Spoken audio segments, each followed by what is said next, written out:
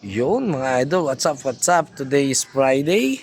At ito, meron akong papakita sa inyo na pamimigay natin na YB. Ayan, Friday ngayon. So naisipan kong ipakita sa inyo yung isa sa mga ipamimigay natin na YB. Ang lahi nito is lahi ng ating solo breakaway nung last out ng 2024. Ay, 2023. Sa pagkakatanda ko. No? Kasi tatlong season naman yan na sunod-sunod na South na naglalaro tayo na maganda na may resulta. So ito nga is lahi ni Iyakin, ni Mr. Iyakin. Dati ito nga yung trophy niya. No? Ayan.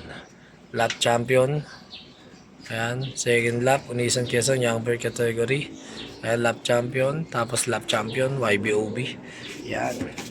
Ito siya. Healthy. Ito yung droppings. Oh. Ganda ng droppings. Okay, so possible hen to kasi mas maliit siya. Ito pamimigay natin to. Kaya ano pa hihintayin ninyo sa mga solid supporters natin dyan? Abang-abang na. Let's go.